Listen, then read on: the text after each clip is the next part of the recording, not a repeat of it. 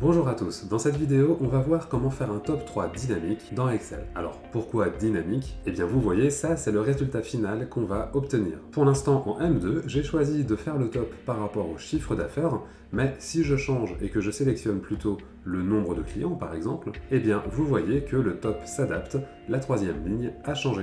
Je précise que cette vidéo vous est offerte par Brain Formation, qui est mon organisme de formation spécialisé sur Excel. J'en profite du coup pour remercier Corentin qui a repris le montage depuis le mois de septembre et qui m'aide énormément là-dessus. Sans lui, ce serait juste impossible de publier aussi régulièrement avec ce niveau de qualité sur le montage, donc merci beaucoup Corentin. Alors voyons comment faire ce top 3 dynamique. Pour que tout soit très clair, on va commencer par s'intéresser individuellement aux deux fonctions sur lesquelles il repose, les fonctions prendre et trier. Un petit conseil d'abord, la pratique c'est la clé de votre progression, donc je vous propose de télécharger le fichier que j'utilise pour pratiquer en même temps que moi ou après avoir visionné la vidéo, le lien est dans la description. Allez, d'abord, la fonction prendre. Elle va permettre de récupérer un morceau de tableau. Je me mets par exemple ici en G3 et j'écris égal prendre et j'ouvre la parenthèse. D'abord, Excel demande un array. En gros, ça, c'est le tableau de base. Je vais prendre toute la zone, ici à gauche de la feuille. Ensuite, Excel demande combien de lignes on veut récupérer. Pour l'exemple, je vais en prendre 10. Et je vais mettre de nouveau un point virgule pour arriver au dernier argument, le nombre de colonnes à récupérer. Je mets 5 pour toutes les prendre, et hop, voilà ce que ça donne. Je retrouve les 10 premières lignes du tableau, et les 5 premières colonnes du tableau également. Notez qu'il faudra bien adapter les formats. Ici, j'ai les numéros de série qui correspondent aux dates de la colonne B, mais avec le bon format, bien sûr, on retrouvera le mois de juin. Vous verrez tout ça tout à l'heure. Allez, on va encore jouer une minute avec les arguments de la fonction prendre pour que vous puissiez bien comprendre. Si je change le deuxième argument et que je choisis de récupérer 15 lignes au lieu de 10, pouf, ça s'adapte. Notez que pour modifier ce type de fonction, il faut bien repartir de la cellule où on l'a écrite, donc dans mon cas, en G3. Allez, si je mets 2 en troisième argument à présent, j'obtiens bien les 2 premières colonnes. Plus intéressant, si je mets moins 2 au lieu de 2 pour l'argument des colonnes, je récupère les 2 dernières. Le fait d'indiquer un chiffre négatif indique à Excel de commencer par la fin. Vous voyez que ce que j'ai là, c'est bien le nombre de clients et le panier moyen, et plus les 2 colonnes de gauche. C'est pareil pour les lignes, si j'indique moins 5, eh bien je récupère les 5 dernières lignes du tableau. Et vous avez vu, je n'ai rien mis en dernier argument car il est facultatif par défaut, il prend donc toutes les colonnes. Voilà, donc là ce que renvoie la fonction prendre correspond bien aux 5 dernières lignes de mon tableau. Maintenant on va voir la deuxième fonction utile à la réalisation de notre top, la fonction trier. Donc j'efface la fonction prendre en G3 et je vais écrire cette fois égal trier et j'ouvre la parenthèse. D'abord, Excel demande un tableau. Alors en fait, c'est pareil que la fonction prendre, c'est donc bien un tableau, et je sélectionne toutes mes données, hop, comme ceci.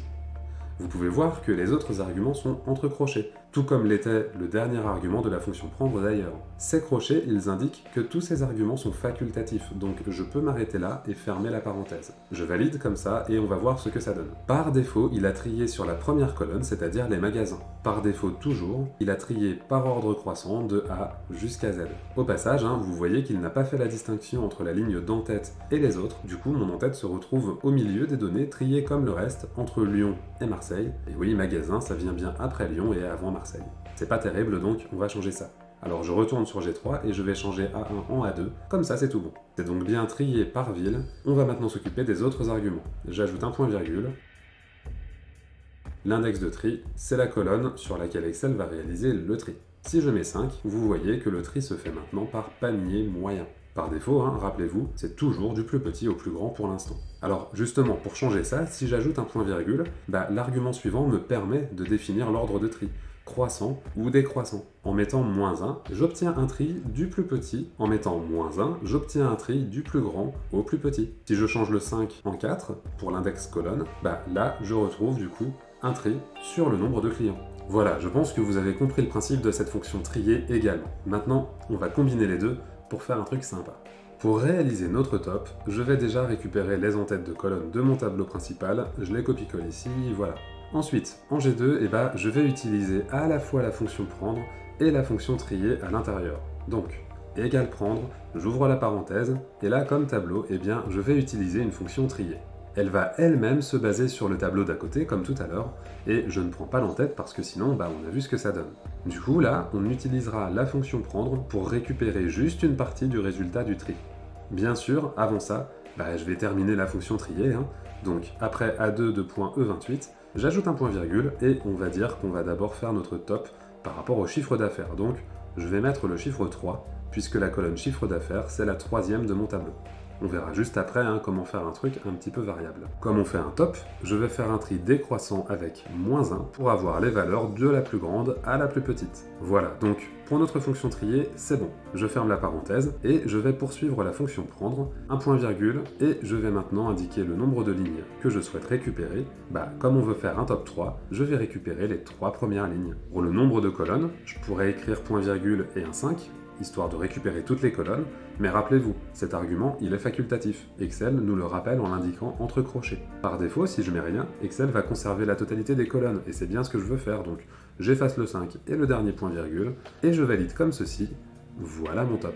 Alors, j'ai fait mon imbrication tout d'un coup et c'est peut-être un petit peu compliqué à suivre. Sachez que si vous avez du mal, vous pouvez tout à fait décomposer le processus et ça devrait beaucoup vous aider. Par exemple, vous pouvez commencer par saisir la fonction trier, telle que je l'ai écrite moi dans ma fonction, et voir déjà ce que ça donne avec cette fonction trier. Et une fois que vous l'aurez écrit, vous pourrez écrire autour de la fonction trier la fonction prendre, de manière à ne conserver que les 3 premières lignes. En effectuant les choses pas à pas de cette manière, vous verrez beaucoup mieux ce que vous êtes en train de faire et vous aurez beaucoup plus de facilité à comprendre la logique. Rappelez-vous, pour faire ça, vous pouvez télécharger le fichier qui se trouve dans la description et reproduire exactement les opérations telles que je vous les propose. Allez, on va faire un peu de mise en forme et comme c'est pas très intéressant, j'en appelle à la magie du montage. Corentin, merci d'avance.